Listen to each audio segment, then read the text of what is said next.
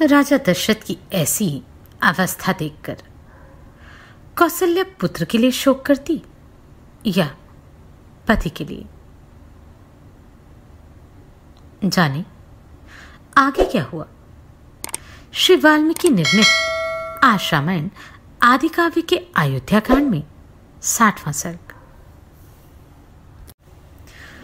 तदनंतर जैसे उनमें भूत का आवेश हो गया हो, उस प्रकार कौशल्या देवी बारंबार कांपने लगी और अचेत सी होकर पृथ्वी पर गिर पड़ी। उसी अवस्था में उन्होंने सारथी से कहा, सुमंत्र, जहां श्री राम है, जहां सीता और लक्ष्मण है, वहीं मुझे भी पहुंचा दो। मैं उनके बिना अब एक क्षण भी जीवित नहीं रह सकती। जल्दी रथ लौटाओ और मुझे भी दंडकारण्य में ले चलो। यदि मैं उनके पास न जा सकी तो यमलोक की यात्रा अवश्य करूंगी। देवी कौशल्या की बात सुनकर सारथी सुमंत्र ने हाथ जोड़कर उन्हें समझाते हुए आंसुओं के वेग से अवरुद्ध हुई गदगद वाणी में कहा, महारानी, यह शोक, मोह और दुखजनित व्याकुलता छोड़िए। श्री राम जी इस समय सारा संताप भूलकर वन में निवास करते हैं। धर्मज्ञ एवं जीतेंद्रिय लक्ष्मण भी उस वन में श्री रामचंद्र जी के चरणों की सेवा करते हुए अपना परलोक बना रहे हैं। सीता का मन भगवान श्री राम में ही लगा हुआ है, इसलिए निर्जन वन में रहकर भी घर की भांति प्रेम एवं प्रसन्नता पाती तथा निर्भय रहती हैं। वन में रहने के कारण उनके मन में कुछ थोड़ा सा भी दुख नहीं दिखाई देता। मुझे तो ऐसा प्रतीत होता है मानो विदेह राजकुमारी सीता को परदेश में रहने से पहले से ही अभ्यास हो। जैसे यहां नगर के उपवन में जाकर वे पहले विचरा करती थी, उसी प्रकार निर्जन वन में भी सीता सानंद विचरती हैं। पूर्ण चंद्रमा के समान मनोहर मुख वाली रमणी, शिरोमणि, उदार हृदय सती साध्वी सीता उस निर्जन वन में भी श्री राम के समीप बालिका के समान खेलती और प्रसन्न रहती हैं। उनका हृदय श्री राम में ही लगा हुआ है। उनका जीवन भी श्री राम के ही अधीन है।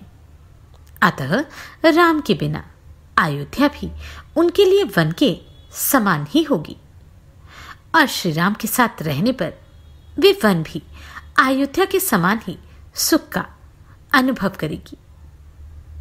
विदेह नंदिनी सीता मार्ग में मिलने वाले गांवों, नगरों, नदियों के प्रवाहों और नाना प्रकार के वृक्षों को देखकर उनका परिचय पूछा करती हैं।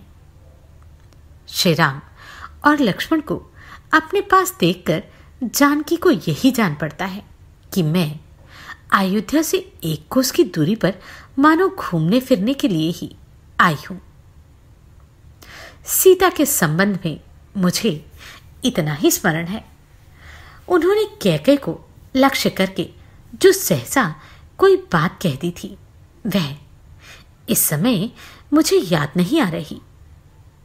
इस प्रकार भूल से निकली हुई कैकेयी विषयक उस बात को पलटकर सारथी सुमंत्र ने देवी कौशल्या के हृदय को आह्लाद प्रदान करने वाला मधुर वचन कहा।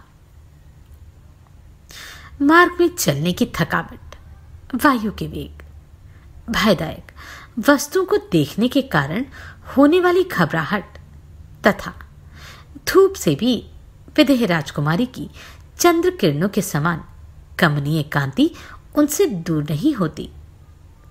उदार हृदय सीता का विकसित कमल के समान सुंदर तथा पूर्ण चंद्रमा के समान आनंददायक कांति से युक्त मुख कभी मलिन नहीं होता, जिनमें महावर के रंग नहीं लग रहे। सीता के भी दोनों चरण आज भी महावर के समान ही लाल तथा कमल कोश के समान कांतिमान है।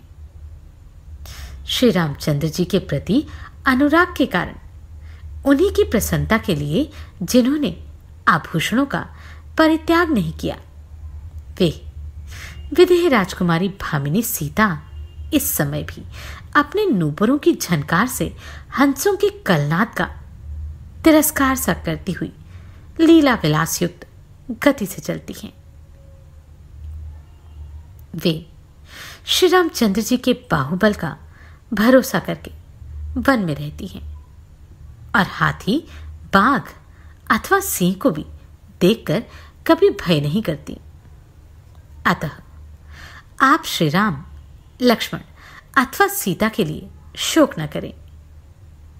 अपने और महाराज के लिए भी चिंता छोड़ें। श्री रामचंद्र जी का यह पावन चरित्र संसार में सदा ही स्थिर रहेगा।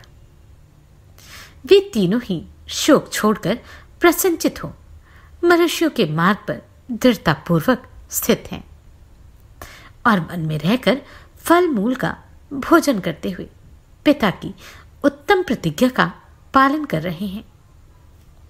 इस प्रकार युक्त युक्त वचन कहकर सारथी सुमंत्र ने पुत्र शोक से पीड़ित हुई कौसल्या को चिंता करने और रोने से रोका, तो भी देवी कौसल्या विलाप से विरत न हुई। वे हा प्यारे, हा पुत्र और हा रघुनंदन की रट लगाती हुई करुण क्रंदन करती ही रही। इस प्रकार श्री वाल्मीकि निर्मित आज रामायण आदि काव्य के अयोध्या कांड में 60वां सर्ग पूरा हुआ। नमस्कार, मैं आभा शर्मा जाबाज। अगर आपको ये प्रश्न सराहनीय लगे तो आप कंट्रीब्यूट कर सकते हैं।